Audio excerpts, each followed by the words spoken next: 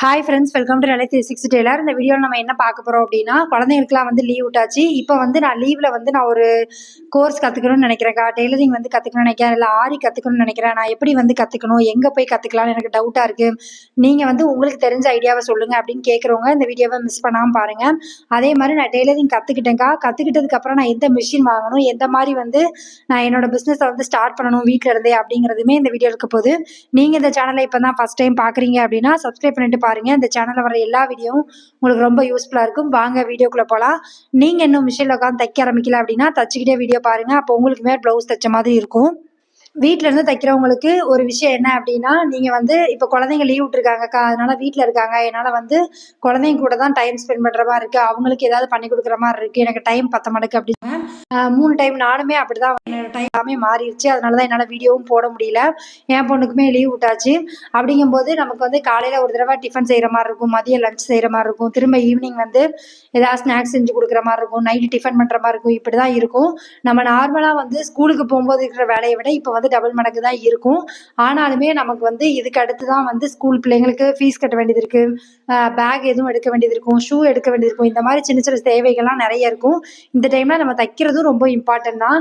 இந்த டைமிங்கில் உங்களுக்கு வந்து எந்த டைம் தைச்சா நல்லாயிருக்கும் அப்படிங்கிறத யோசிச்சு நீங்கள் வந்து தைங்க. நான் வந்து எப்போவுமே வந்து காலையில் டிஃபன் முடிச்சுட்டு குளிச்சுட்டு கொஞ்ச நேரம் உட்காந்து தைச்சிட்டு அதுக்கப்புறமா மத்தியானம் லஞ்ச் முடிச்சுட்டு கொஞ்சம் நேரம் கழிச்சு தைக்கிறேன். இப்படி தான் வந்து என்னோட டைமே மாறி இருக்கு. இன்னொரு 45 நாள் இப்படி தான் இருக்கும். நீங்கள் எல்லாருமே வந்து லீவுக்கு வந்து அம்மா வீட்டுக்கு போகிறது, இல்லை மாமியார் வீட்டுக்கு போகிறது, இந்த மாதிரி ப்ரோக்ராம் போட்டிருக்கீங்களா அப்படிங்கிறதையுமே கீழே கமெண்ட் பண்ணுங்கள்.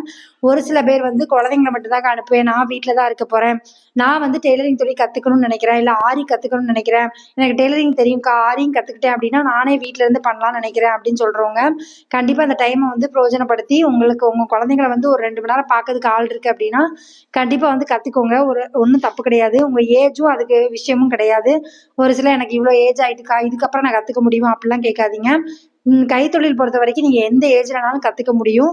ஒன்றே ஒன்று மட்டும் தான் யோசிக்கணும். நீங்கள் வந்து பணம் கட்டி கற்றுக்க போகிறீங்க அப்படின்னா ஃபஸ்ட்டு வந்து நீங்கள் கற்றுக்கணும்னு நினைக்கிற இடத்துல வந்து இதுக்கு முன்னாடி படித்தவங்க என்ன சொல்கிறாங்க, எப்படி வந்து சொல்லிக் கொடுக்காங்கன்னு கேட்டுக்கோங்க. அதே மாதிரி அவங்க நல்லா சொல்லிக் கொடுக்குறாங்களா இல்லையாங்கிறத தெரிஞ்சுட்டு நீங்கள் அந்த இடத்துல வந்து நீங்கள் வந்து கற்றுக்கோங்க. இன்னொன்று என்ன அப்படின்னா, நிறைய ஃபீஸ் வாங்குறவங்க மட்டும் தான் கரெக்டாக சொல்லிக் கொடுப்பாங்க, இல்லை கம்மியான ஃபீஸ் வாங்குறாங்க அப்படின்னா அவங்க கம்மியாக சொல்லிக் கொடுப்பாங்க அப்படிங்கிறது கிடையாது. நம்ம எங்கே போய் கற்றுக்க போனாலுமே வந்து கற்றுக்கிற இடத்துல நம்ம எத்தனை விஷயம் வந்து நமக்கு டவுட் இருந்தாலும் கேட்டு அதை தெரிஞ்சுக்கிட்டோம் அப்படின்னா நிறைய கற்றுக்க முடியும். நம்ம அவங்க போகிறோம், அவங்க சொல்லிக் கொடுக்காங்க, நம்ம கற்றுக்குறோம் அப்படிங்கிறது இல்லாமல் உங்களுக்கு அதில் ஏதாவது டவுட் இருக்குது அப்படின்னா, உங்களுக்கு தெரியுது, மற்றவங்க யாருமே கேட்கலனா கூட உங்களுக்கு இந்த டவுட் இருக்குது அப்படின்னா கண்டிப்பாக கேட்டு தெரிஞ்சுக்கோங்க. ஏன்னா முன்னாடி வந்து இன்ஸ்டியூட்டில் சொல்லிக் கொடுக்குறவங்க வந்து இப்போ நான் படிக்கும்போதுலாம் வந்து கரெக்டாக வந்து எல்லா விஷயமே சொல்லிக் கொடுப்பாங்க. இப்போ வந்து நம்ம கேட்டால் தான் நமக்கு வந்து சொல்லிக் கொடுக்குறாங்க. அவங்களுக்கு சிலபஸில் என்ன உண்டோ அது மட்டும் தான் சொல்லிக் கொடுக்காங்க. அதனால நீங்கள் அதில் கவனமாக இருங்க. இல்லை வீட்டு பக்கத்தில் வந்து ஒரு அக்கா வீட்டில் இருந்து சொல்லிக் கொடுக்காங்க அப்படின்னா அவங்ககிட்ட கற்றுக்கோங்க. ஏன்னா அவங்கக்கிட்ட நிறைய ப்ளவுஸ் வரும். உங்களுக்குமே வந்து நல்லா கற்றுக்கிட்டீங்க அப்படின்னா உங்களுக்கு அவங்க ப்ளவுஸும் கொடுத்து தைக்க சொல்லுவாங்க. அப்படிங்கும்போது உங்களுக்கும் ஒரு எக்ஸ்பீரியன்ஸ் கிடைக்கும். அவங்க சின்ன சின்ன விஷயம் வந்து உங்களுக்கு சொல்லதுக்கும் வாய்ப்பாக இருக்கும்.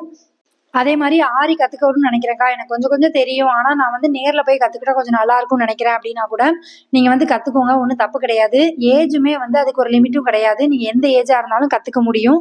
வீட்டிலேருந்து ஒரு தொழில் பண்ணி நான் இண்டிபெண்ட்டாக இருக்கணும்னு நினைக்கிறேன்க்கா, இந்த வருஷத்துலேருந்தாவது நான் வந்து நிறைய வந்து சம்பாதிக்கணும்னு நினைக்கிறேன், என்னோட தேவையோ என்னோட பிள்ளைங்களுக்கு ஏதோ ஒரு சின்ன சின்ன விஷயங்கள் வாங்கி கொடுக்கறதுக்கு நான் சம்பாதிக்க நினைக்கிறேன் அப்படின்னா கண்டிப்பாக வந்து ஏதாவது ஒரு கைத்தொழில் வந்து இந்த 1 மாதத்தில் உங்களால் கற்றுக்க முடியும் அப்படின்னா கண்டிப்பாக கற்றுக்கோங்க.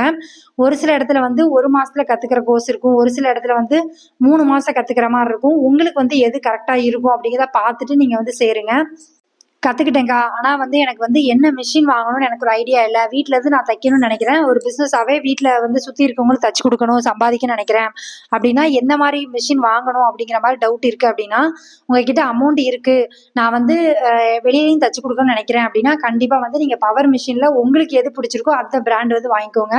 நான் வந்து யூஸ் பண்ற மிஷின் என்ன அப்படின்னா ஜாக் F4 மிஷின். இது வந்து நான் வாங்கி கிட்டத்தட்ட 5 வருஷம் ஆயிட்டு, எந்த ஃபால்ட்டுமே இல்லை.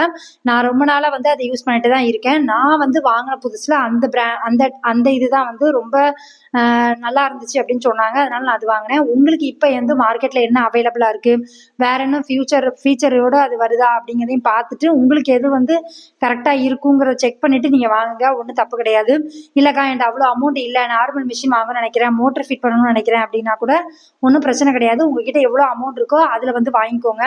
ஏன்னா நான் எதுக்கு வந்து பவர் மிஷின் வாங்குன்னு சொல்கிறேன் அப்படின்னா, ஃபஸ்ட் ஸ்டார்டிங்கில் 2-3 ப்ளவுஸ் வரும்போது உங்களுக்கு வந்து தைக்கிறதுக்கு ஈஸியாக இருக்கும். அதுக்கப்புறம் நிறைய ஒரு நாளைக்கு 5 ப்ளவுஸ் 6 ப்ளவுஸ் தைக்கணும் அப்படின்னா பவர் மிஷின் தான் உங்களுக்கு கொஞ்சம் ஈஸியாக இருக்கும். அதுக்காக தான் சொல்கிறேன். இப்போ நானுமே நார்மல் மிஷினில் தான் ரொம்ப நாளாக தைச்சிட்டு இருந்தேன். அதுக்கப்புறம் தான் வந்து என்னோட காசை சேவ் பண்ணி தான் நான் பவர் மிஷின் வாங்கினேன். அதுக்கப்புறம் நான் அந்த நார்மல் மிஷினை இன்னும் வச்சிருக்கேன். சென்டிமெண்ட்டாக எனக்கு வேணும் அப்படிங்கிறக்காக வச்சிருக்கேன். ஒரு சிலர் வந்து வித்துருவாங்க, ஒரு சிலர் வந்து வச்சிருப்பாங்க. நான் சென்டிமெண்ட்டாக ரொம்ப நாளாக என்கிட்ட இருக்குது அப்படிங்கிறக்காக நான் வச்சிருக்கேன். இந்த மாதிரி வந்து உங்கள் மிஷினை நீங்கள் தான் வந்து சூஸ் பண்ணிக்கணும். யார்கிட்டையும் சஜஷன் கேட்குறத விட 2-3 வட்ட விசாரிங்க. வச்சுருக்கவங்ககிட்ட கேளுங்க, அந்த மிஷினில் எதுவும் ஃபால்ட் இருக்கா, இல்லை வந்து கரெக்டாக இருக்காக்கா, ரொம்ப நாளாக யூஸ் பண்ணுறீங்களா அப்படிங்கிறத கேளுங்க. உங்களுக்கு எது பிடிச்சிருக்கோ மார்க்கெட்டில் அதை வந்து வாங்குங்க. ஏன்னா நான் உங்களுக்கு வந்து நீங்கள் கடையில் போய் பார்த்தா நிறைய ஆப்ஷன் கிடைக்கும். உங்களுக்கு வந்து எல்லாமே டெமோ காமிக்க முடியும் அப்படின்னா டெமோ பார்த்துட்டு அதை வந்து உங்களுக்கு எது பிடிச்சிருக்கோ அதை வாங்குங்க. ஒன் டைம் இன்வெஸ்ட்மெண்ட் தான். இதை வந்து நான் லைஃப் லாங்காக உட்காந்து தச்சு நிறைய சம்பாதிக்கணும், இந்த மிஷின் வாங்கினதை விட அதிகமாக சம்பாதிக்கணும் அப்படிங்கிற மாதிரி ஒரு கான்செப்டில் வாங்குங்க. வாங்கிட்டேங்க்கா, வாங்கி வீட்டில் போட்டுட்டு நிறைய பேர் வந்து நிறைய வீட்டில் வந்து பேரண்ட்ஸ்கிட்ட இல்லை ஹஸ்பண்டையோ வந்து எனக்கு மிஷின் வேணும்னு கேட்டு அடம்பிடிச்சி வாங்கிட்டு அப்புறம் சும்மா போட்டிருப்பாங்க. அப்படி இருந்தீங்க அப்படின்னா கண்டிப்பாக வந்து வீட்டில் இருக்கவங்க திட்ட தான் செய்வாங்க. அதனால் நீங்கள் மிஷின் வாங்கறதுக்கு முன்னாடி நீங்கள் வெளியில் தச்சு கொடுக்க போகிறீங்களா, சம்பாதிக்க போகிறீங்களா, நிறைய வந்து கற்றுக்கணும்னு நினைக்கிறீங்களா அப்படின்னா மட்டும் பவர் மிஷின் வாங்க. இல்லைனா உங்களுக்கு நார்மல் மிஷினே போதும் வீட்டில் இருக்கவங்களுக்கு மட்டும் தைக்கணும் அப்படின்னா. அதே மாதிரி கற்றுக்கும் போதும் வந்து எந்த விஷயம் தெரியலனாலும் உடனே கேட்டு பழகுங்க. ஏன்னா நிறைய பேர் வந்து பயப்படுறீங்க. அவங்க சொல்லிக் கொடுக்குறாங்க எனக்கு புரியலக்கா அப்படின்னா திரும்ப ஒரு வாட்டி கேட்கறத பற்றி தப்பு கிடையாது. அவங்க என்ன வேணாலும் நினச்சிட்டு போட்டும்.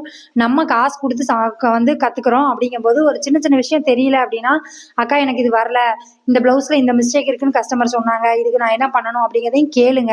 நம்ம பேசி தைரியமாக கேட்டால் மட்டும்தான் நமக்கு வந்து டெய்லரிங் பற்றி நிறைய விஷயம் வந்து கற்றுக்க முடியும். ஏன்னா ஒரே ப்ளவுஸில் வந்து எல்லா விஷயமும் கற்றுக்க முடியுமான்னு கேட்டால் கிடையாது. கண்டிப்பாக வந்து ஒரு 30 ப்ளவுஸாக தைச்சாதான் அதில் ஒரு 30 மிஸ்டேக் நம்ம கண்டுபிடிக்க முடியும். அந்த 30 மிஸ்டேக் நம்ம சரி பண்ண முடியும். ஒவ்வொரு ப்ளவுஸ்லையும் ஒவ்வொரு சின்ன சின்ன கரெக்ஷன் இருக்க தான் செய்யும். அதனால் ஸ்டார்டிங் ஸ்டேஜில் கற்றுக்கிறவங்க நிறைய விஷயம் வந்து கற்றுக்கணும் ட்ரை பண்ணுங்கள். அந்த கிளாஸில் இருந்துகிட்டே நிறைய வந்து ஆப்பர்ச்சுனிட்டியை பயன்படுத்திக்கோங்க. இந்த வீடியோ பார்க்குற எத்தனை பேர் வந்து என்ன மாதிரி இருக்கிறீங்க அப்படிங்கிறத கீழே கமெண்ட் பண்ணுங்கள். என்ன அப்படின்னா உங்களுக்கு வந்து ஆன்லைனில் ட்ரெஸ் எடுக்க பிடிக்குமா பிடிக்காதா, நீங்கள் நம்பி எடுப்பீங்களா அப்படிங்கிறதையுமே சொல்லுங்கள். நான் வந்து 99% வந்து நான் எடுக்க மாட்டேன். எனக்கு அதில் வந்து உடன்பாடு கிடையாது. நான் வந்து எனக்கு தொட்டு பார்த்து அதை வச்சு பார்த்து எடுக்கிற போது இருக்கிற ஃபீல் வந்து எனக்கு ஆன்லைனில் எடுக்கிற மாதிரி எனக்கு தெரியல. ஆனால் ஒரு சில விஷயங்கள் வந்து என் பொண்ணுக்கு வந்து ஒரு நார்மல் ட்ரெஸ்ஸு, அதாவது வீட்டுக்கு தேவையான ட்ரெஸ் எடுப்பதற்கு அதுக்கு வந்து நான் ட்ரை பண்ணியிருக்கேன். ஆனால் சாரீ அந்த மாதிரி ஐட்டம் எடுத்ததில்லை. அப்படியே வந்து நான் எடுக்கணும்னு நினச்சா கூட என் கஸ்டமர் யாராவது அந்த சாரீ வந்து ஆர்டர் பண்ணி எடுத்திருப்பாங்க. அதை பார்த்துட்டு தான் அது நல்லா இருந்தால் நான் எடுப்பேன். அந்த மாதிரி நீங்களும் உண்டா அப்படிங்கிறதையுமே சொல்லுங்கள். ஏன்னா இந்த சாரீ வந்து ஜோதிகா மேம் சாரீ. இந்த சாரீ வந்து என்னோட கஸ்டமர் ஒருத்தவங்க வந்து மீஷோவில் ஆர்டர் பண்ணியிருந்தாங்க, நல்லா இருந்துச்சு. நானுமே அதுக்கப்புறம் தான் அந்த சாரீ வந்து ஆர்டர் பண்ணேன். எனக்குமே ரிசீவ் ஆச்சு, நல்லா இருந்துச்சு. தையல் தொழில் கற்றுக்கிறதுல இது ஒரு விஷயம் வந்து இருக்குது. நானுமே வந்து இப்படி தான் கஸ்டமர் எட்டு வந்ததுக்கப்புறம் அது நல்லா இருக்குன்னு பார்த்ததுக்கப்புறம் தான் நான் சாரீ எடுப்பேன். உங்களுக்கும் இந்த பழக்கம் இருக்கா அப்படிங்கிறத கீழே கமெண்ட் பண்ணுங்கள். பார்க்கும்போது நானும் தெரிஞ்சுக்கிறேன். அதே மாதிரி நம்ம தைக்கிறதுக்காக செலவு பண்ணுற காசு எல்லாமே இப்போ ஒரு மாதத்துக்கு வந்து 5000 ரூபாய் கேட்குறாங்க ஒரு கிளாஸ்க்கு அப்படின்னா, அதை விட கம்மியாக கேட்குற இடத்துல உங்களால் படிக்க முடியும் அப்படின்னா கற்றுக்கோங்க. ஏன்னா நம்ம எந்த இடத்துல கற்றுக்குறோம் அப்படிங்கிறத விட நம்ம எப்படி வந்து கற்றுக்குறோம் அப்படிங்கிறதான் இருக்குது. நான் எதுக்கு சொல்கிறேன் அப்படின்னா, எல்லாரும் போகிறாங்க, நானும் 5 பேர் கூட சேர்ந்து போகிறேன். 5 பேரும் பேசி சிரிக்கிறோம், ஜாலியாக இருக்கோம், தைக்கிறோம், திரும்ப வர்றோம் இப்படின்னு இல்லாமல் உங்களால் முடிஞ்ச அளவுக்கு அந்த கிளாஸில் உங்களால் என்ன கற்றுக்க முடியும், நான் எத்தனை விஷயம் வந்து தெரிஞ்சுக்க முடியும் அப்படிங்கிறத பாருங்கள். நிறைய பேர் வந்து டிசைனர் ப்ளவுஸ்லாம் வந்து அங்கே சொல்லிக் கொடுக்குற இடத்துலையும் நல்லா சொல்லிக் கொடுக்குறாங்க. அதை வந்து திரும்ப திரும்ப கேட்டு கற்றுக்கோங்க. ஒரு ப்ளவுஸில் அது வந்து கரெக்டாக வந்துட்டு அப்படிங்கிறதுக்காக விடாமல் இன்னொரு தடவை நீங்களாக வந்து ஓனாக வீட்டில் வச்சு ட்ரை பண்ணுங்கள். எப்போவுமே வந்து டெய்லர் தொழிலை பொறுத்த வரைக்கும் நம்ம அங்கே கற்றுக்கிறத விட இங்கே வீட்டில் இருந்து ப்ராக்டிஸ் பண்ணால் மட்டும்தான் உங்களுக்கு வரும். நீங்கள் வந்து அங்கே இருக்கும்போது, அதாவது நீங்கள் தைக்கிற இடத்துல வந்து தைக்கும்போது கரெக்டாக வருதுக்கா, நான் வீட்டில் இருந்து கட் பண்ணி பார்க்குறேன், அதில் எனக்கு சரியாக வரல அப்படின்னா அப்போ உங்களுக்கு வந்து ஒரு சின்ன தயக்கம் இருக்குது. ஏன்னா நம்ம வந்து அவங்க இருக்கும்போது அவங்க முன்னாடி நம்ம செய்கிறதுனால அவங்க வந்து ஒன்று மிஸ்டேக் அப்பப்போ சொல்லிடுவாங்க. நீங்கள் தனியாக உட்காந்து தைக்கும்போது உங்களுக்கு கரெக்டாக இருக்கா அப்படிங்கிறத பாருங்கள். அப்போனா தான் நீங்கள் கரெக்டாக தைச்சிங்கன்னு அர்த்தம். அதனால் நீங்கள் வந்து எப்போவுமே வந்து வீட்லேயும் ப்ராக்டிஸ் நிறைய பண்ணுங்கள். இந்த தொழில் வந்து கற்றுக்கிட்டு நிறைய சம்பாதிக்க முடியும். நிறைய பேர் வந்து இந்த தொழிலை வச்சுக்கிட்டே வந்து வீட்டை வந்து பார்த்துட்டு வீட்டில் இருக்க பிள்ளைங்களோட படிப்பையும் பார்த்துட்டு இருக்கிறவங்க நிறைய பேர் இருக்காங்க. அப்படி நீங்களும் வீட்டில் இருந்து நான் தொழில் பண்ணி நான் வீட்டில் வந்து என்னோட தேவைகள் எல்லாமே பார்த்துக்கிறேன்க்கா அப்படின்னு சொல்கிறவங்க கீழே கமெண்ட் பண்ணுங்கள். பார்க்குறவங்களுக்கு இது மோட்டிவேட்டடாக இருக்கும். எப்போவுமே வந்து ஒரு தொழில் கற்றுக்க முன்னாடி நமக்கு ஒரு ஆர்வம் இருக்குது அப்படின்னா கண்டிப்பாக அந்த தொழிலில் நம்மளால் மேலே வர முடியும். நீங்கள் இந்த லீவில் வந்து கற்றுக்கணும்னு நினைக்கிறேன்க்கா, என் குழந்தைங்க வந்து ஒரு 2 மணி நேரம் பார்க்கறதுக்குலாம் ஆள் இருக்குது அப்படின்னா கண்டிப்பாக வந்து கற்றுக்கோங்க. நீங்கள் என்ன வயசாக இருந்தாலும் பரவாயில்ல, உங்களுக்கு கற்றுக்கணும்னு தோணுச்சு அப்படின்னா கண்டிப்பாக கற்றுக்கோங்க.